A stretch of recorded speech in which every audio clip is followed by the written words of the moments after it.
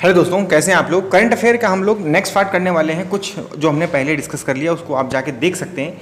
ये current affair बहुत ही important होता है आपके एग्जाम के लिए। तो जल्दी से स्टार्ट कर लेते हैं। 71 नंबर क्वेश्चन है ये। इसके पहले हम लोगों ने बहुत सारे क्वेश्चन डिस्कस किए हैं, वो बहुत इंपॉर्टेंट है आपके लिए। देखिए, लखवाड़ बहुउद्देशीय परियोजना है। अब ये जैसी परियोजनाओं के क्वेश्चन होते हैं, तो परियोजना जो ऐसी होती हैं बहुउद्देशीय परियोजना, उसमें किस तरह के क्वेश्चन पूछते हैं। तो परियोजना कौन कौन से राज्य से होती है वो, और उसको किस मंत्रालय द्वारा जारी किया गया है, उस परियोजना का मतलब क्या है। तो ये सब दो तीन चीज़ें हैं, वो सब हैं जिसको आप देखिए। तो लखवाड़ बहुउद्देशीय परियोजना है। ये 2 फरवरी 2021 को पर्यावरण, वन एवं जलवायु परिवर्तन मंत्रालय द्वारा इसको मंजूरी प्रदान की गई है। तो ये चीज़ आप ध्यान रखिएगा कि किसके द्वारा की गई है, मंजूरी प्रदान की गई है। पर्यावरण, वन एवं जलवायु परिवर्तन मंत्रालय द्वारा मंजूरी प्रदान की गई है। फिर इसके अंतर्गत उत्तराखंड के देहरादून जिले में लोहारी गांव के निकट यमुना नदी पर 204 मीटर ऊंचा कंक्रीट का बांध बनाना है। फिर इसके बाद इसके 6 राज्य हैं: उत्तराखंड, उत्तर प्रदेश, हिमाचल प्रदेश, राजस्थान, हरियाणा और दिल्ली। ये जो 6 हैं राज्य एवं संघ राज्य क्षेत्र जो हैं इसके, ये इसका फ़ायदा इसको मिलने वाला है, इन 6 को। तो ये चीज़ याद रखिएगा, उत्तराखंड, उत्तर प्रदेश, हिमाचल प्रदेश, राजस्थान, हरियाणा और दिल्ली। ये क्वेश्चन आ सकते हैं, पूछ सकते हैं कि लखवाड़ बहुउद्देशीय परियोजना के अंदर अंदर कौन से राज्य आते हैं। फिर इस परियोजना से घरेलू एवं औद्योगिक उपयोग हेतु जल, पेयजल, सिंचाई आदि की सुविधा मिलेगी। क्या लखवाड़ जो बहुउद्देशीय परियोजना है उससे क्या फ़ायदा होगा, ये सब चीज़ें हैं। तो आगे चलते हैं, आगे का करंट अफेयर देखते हैं कि आगे में क्या क्या क्वेश्चन है। तो आगे में है चक्रवात। अभी 2 चक्रवात इंपॉर्टेंट हैं, उसको आप लोग देख लीजिए। चक्रवात यास चक्रवात है, ये 26 मई 2021 को उष्णकटिबंधीय यास चक्रवात ओडिशा तट से टकराया। ये याद रखिएगा, कहाँ से टकराया था, ओडिशा तट से टकराया था, जिसमें पश्चिम बंगाल, आंध्र प्रदेश और बिहार को प्रभावित किया।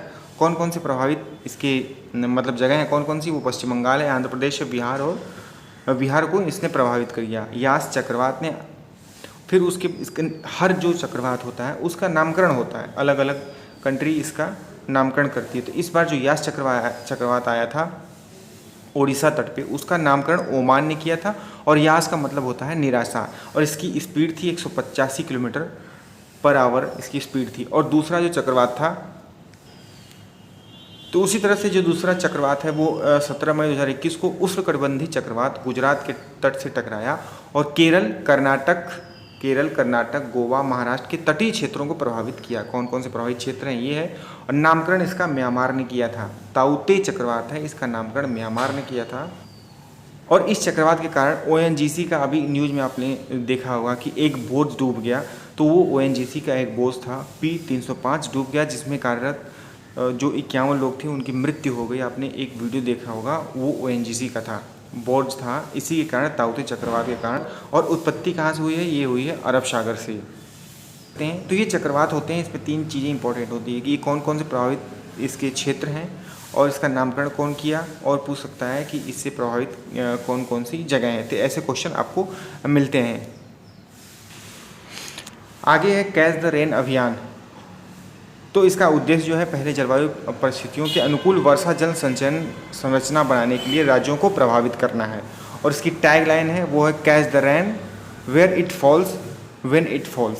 इसकी कैच द रेन क्या है, अभियान एक है, और इसकी टैग लाइन क्या है, और इसका शुभारंभ कब हुआ था, वो 22 मार्च 2021 को हुआ था। ये चीज़ याद रखिएगा।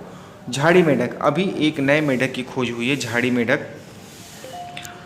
तो पश्चिमी घाट में झाड़ी मेढक की 5 नई प्रजातियों की खोज की गई है। ऐसे जो क्वेश्चन होते हैं ये इंपॉर्टेंट हो सकते हैं, ये आ सकते हैं। तो इस तरह के क्वेश्चन ध्यान रखिएगा।